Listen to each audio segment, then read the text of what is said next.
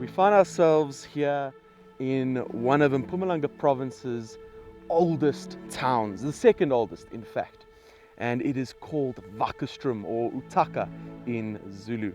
And you can see the town just here behind me, and it's known for its friendliness, its hospitality, its tourism, and of course its spectacular scenery. Now it's also known for one particular little bird that is facing a massive conservation crisis. So come with us as we go and spend time with key individuals who are fighting to save this important species.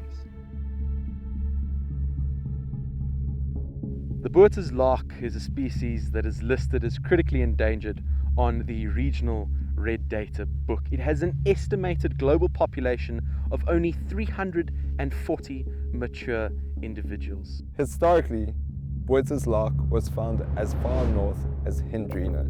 Its range extended further south to its core distribution around Wakkerstroom, and then to the eastern Free State escarpment, all the way down to Harry Smith. Many of these areas, Botha's lark is no longer found. It is facing the precipice of extinction, and despite valiant efforts from the likes of Matthew, only a handful of these birds have been documented since we've commenced our work here to try and save them. Now, Matthew's entire focus is centered around the conservation and preservation of the habitats here around Wakkerstroom. And much like Matthew wakes up every single morning tying his shoelaces, his life and the future of this species have become intertwined with one another.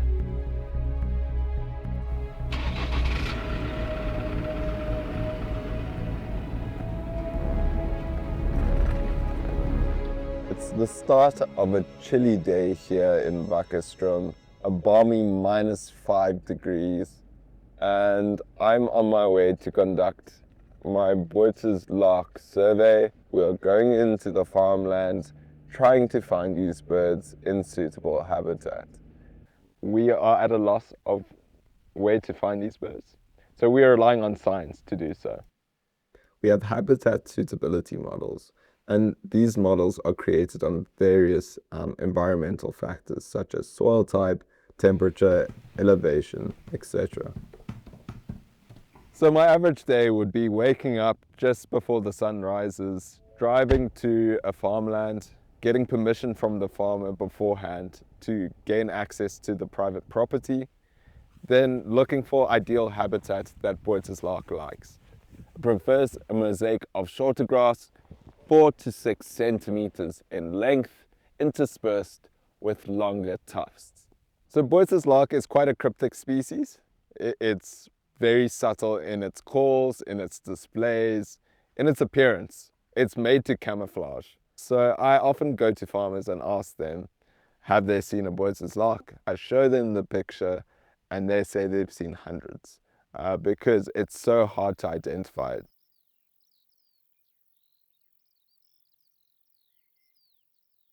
Botha's lark is thought to be nomadic by nature, undergoing local movements, from the pristine grasslands in summer to the fallow maize fields in winter. It mostly feeds on seeds of seeding grasses, but is also known to feed on insects. In winter, it is thought to feed on the husks and kernels of maize. We are doing our best to study its movements and diets to add to the body of literature about this little-known species. It's a ground-nesting bird, so it's vulnerable to fire, agriculture, and many other threats. The big one is habitat loss. A lot of the pristine historical grassland is being torn up, whether it be for agriculture, development, mining. These are all threats that are influencing not only the continuity of the grasslands, but also the amount of habitats available. One of the most noticeable ones is the transition in grazing regimes. Historically, the fields of Wakkerstroom used to be white with sheep. Now, you struggle to even find a farmer that has sheep. And that's due to a lot of factors, including high stock theft of them. Many farmers historically that were sheep farmers have moved now to cattle or to maize. Argument's sake, this area would have been where sheep could have grazed. It's nice and short. Whereas if you've got cattle grazing, they leave this long grass. They don't come cut it as short as possible. The other idea is that there could be an increase in predators, which has resulted in there being very low success in their progeny, which ultimately will also cause a decline. Another threat is fire regimes.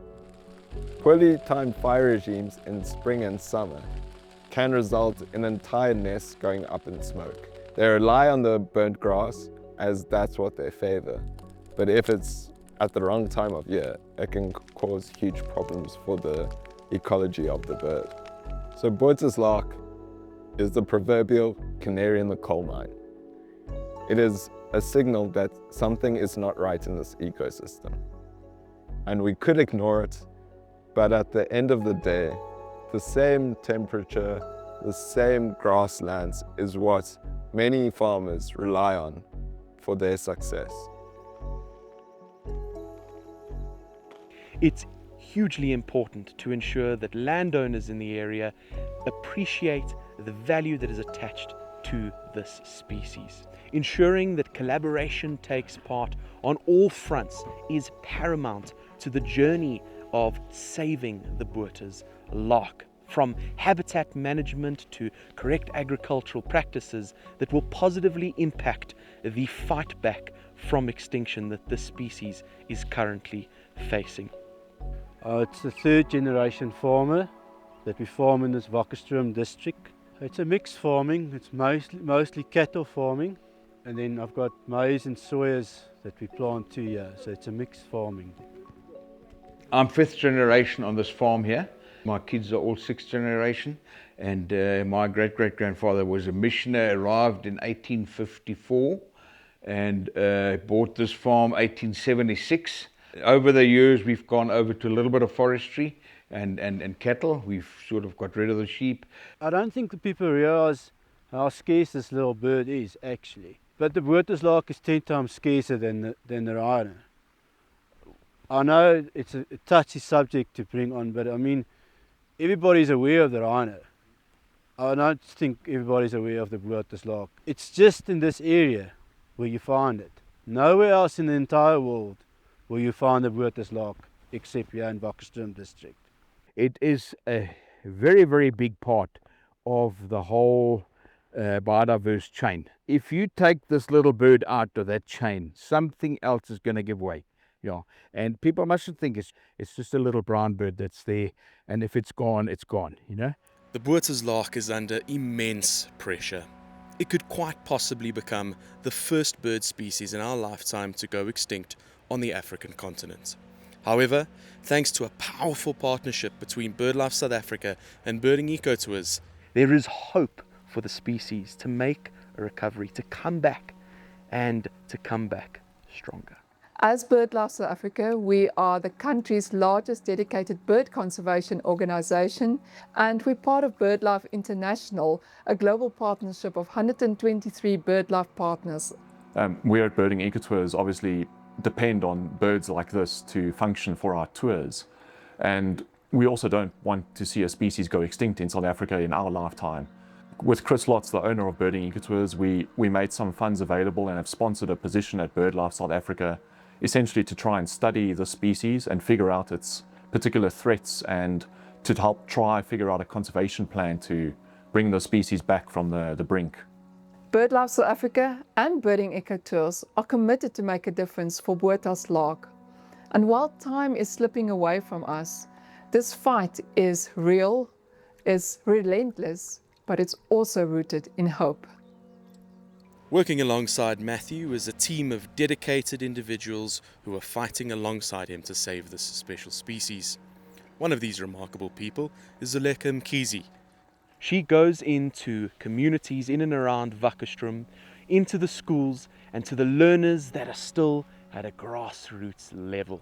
And she takes and uses birds as a conduit for a greater environmental message. So I do environmental education and awareness with the schools and the communities in Wakkerstroom. I do in Wakkerstroom. We do Groenvlei as well, where we're trying to instill sustainable land use practices. But not only that, we also try to empower them with conservation knowledge. We give them skills. Not so long ago, we had a capacity building with the youth, which is one of the things that we're also trying to instill here with the schools. With the community side, because Botha's Lark is found within the community, we also would like to extend and do awarenesses with the communities as well, and also bring in different stakeholders within the area that we can work together in conserving this bird. So it's that linkages and the triangle of the bird, the communities, the schools. Yet another valuable member of the BirdLife South Africa team is Lucky Ngwenya. Born and raised here, his knowledge of the area's birds is unrivaled. His journey and his passion for birds over the years have all culminated into a juncture in his life where he is able to use that for conservation and directly contribute towards the preservation of a single species. Okay, we stop here for, there was a call of a blue cranes at the back, straight to the line of a tree. You see the tree? Oh, yes. A single tree. Yeah, just in front of the single tree on the right. Oh, okay. Yeah. Okay, come and have a look.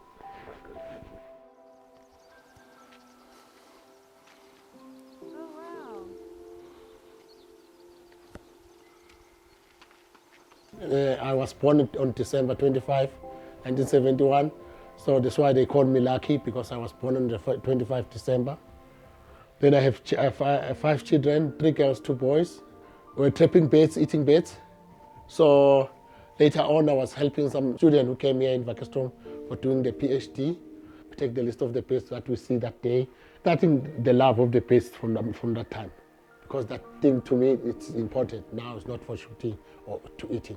When BirdLife came here, building the center, I was one of them.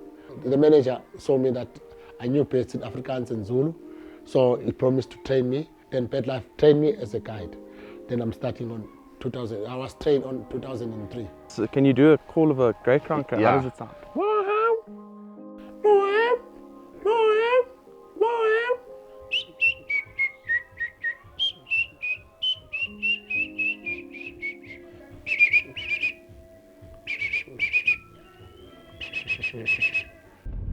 So if it wasn't for the birds, so what do you think you'd be doing? Yeah, but birds are good. Yeah. If birds is future, because birding is it's to conserve birds and conserve nature. It's the future for the future. Yeah. Every single person that I've met who watches birds always wants to conserve them. And that's what you said now. You a bird watcher and you're a guide, Yes. but you actually interested in conserving it. Yes. Yeah. For yeah. the future For generation. the yeah. Because if you don't conserve it, what are going to? There's no future for that. Because if all the birds are dying, so there's no future for the birds actually, or Exactly. for the nature actually. Yeah.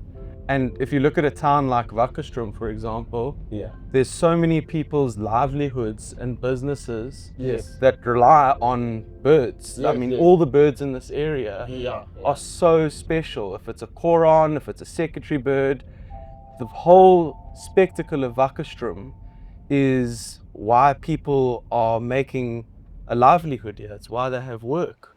With the help of BirdLife South Africa's team, the landowners around Wakkerstroom are taking powerful leaps forward in conserving the habitat of Botha's Lark. One particular strategy is encouraging landowners to turn their farmlands into protected environments. Land portions that are legally protected against any efforts to dismantle the landscape ensure the protection of crucial habitat for Botha's Lark, and they support the livelihoods that depend on it. I've recently decided to get my property into my border protected environment for the next generation, so that I could have it as is. I would like to leave it as is. I am actually farming for my kids. I need to look after the place. If you look after the environment looks after you.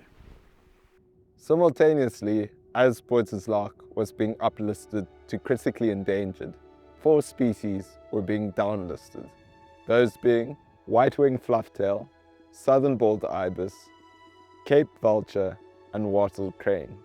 What all 4 of those species have in common is that they've undergone intensive conservation intervention.